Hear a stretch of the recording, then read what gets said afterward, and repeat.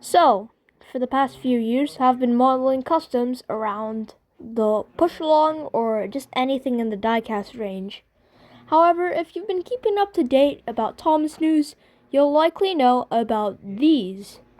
In February, Mattel showcased these new push-along models at the toy fair.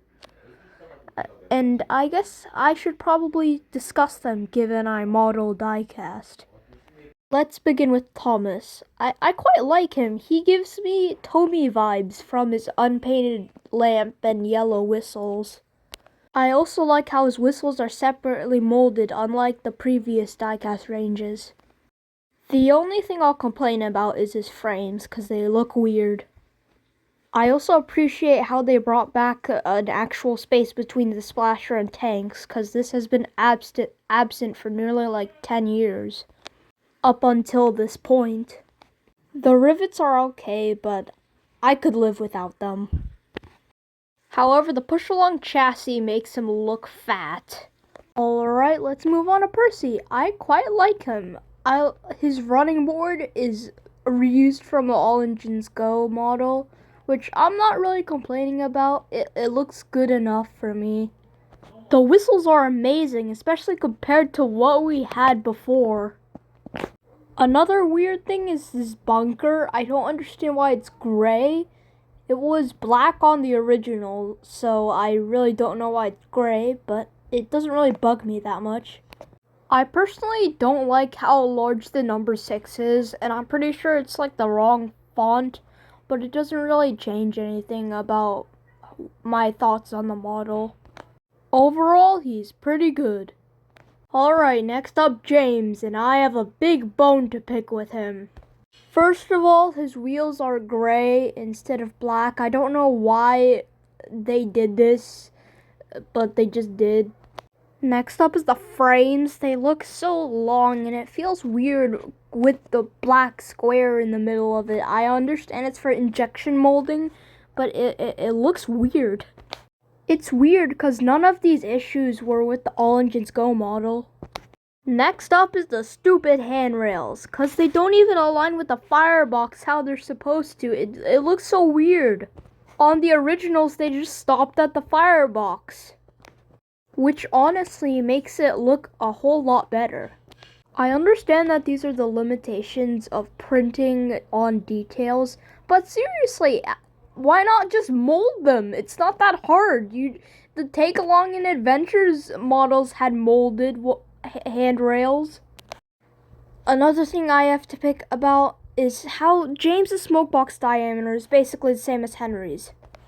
They literally did the same thing for the Trackmaster range. Seriously, what's with James and having weird smokebox dimensions? He's alright, but he leaves a lot to be desired, especially when it comes to his weird inaccuracies.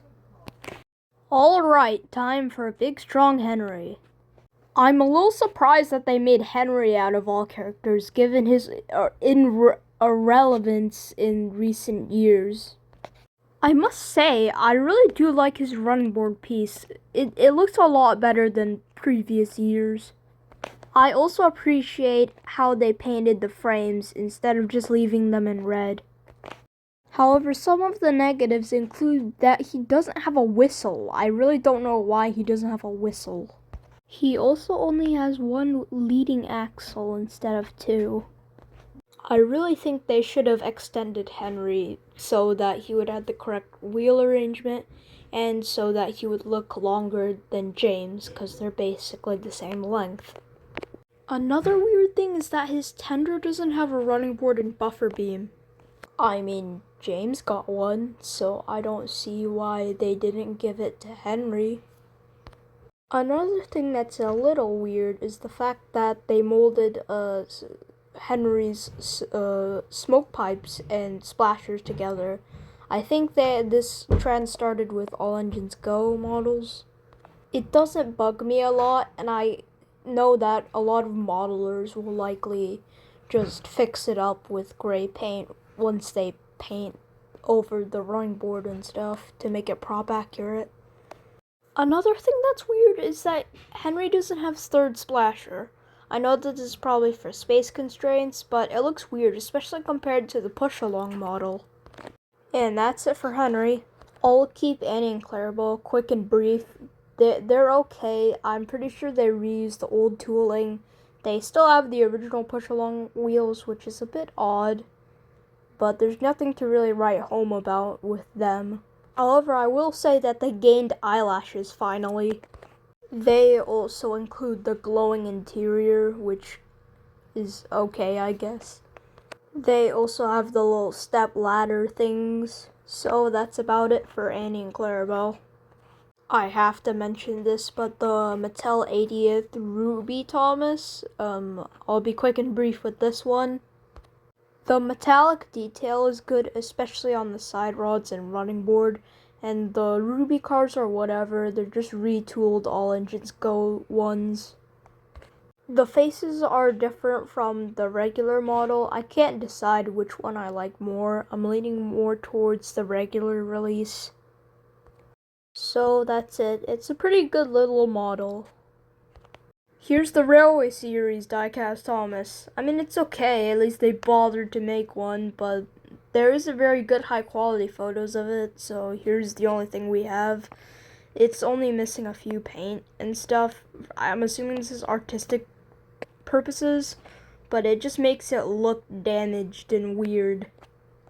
The only difference from the regular Thomas besides the weird detailing is an open cab door, which I guess looks fine. To recap, these models are actually really good. I'm sorry that I was a little negative on them, but personally, they look fine. I'm glad that they actually bothered to release these for the 80th in the first place. Something I failed to mention in the other lookovers is the side rods. They honestly look fine. I mean, it's the first side rod since Erdl, technically. Unless if you count whatever the heck these things are on Diesel. But they're fine. They look good enough for aesthetics. Another thing is they brought back the open cabs, which we haven't seen for nearly 12 years. These look amazing, and they throw all of the Adventures cabs out of the water.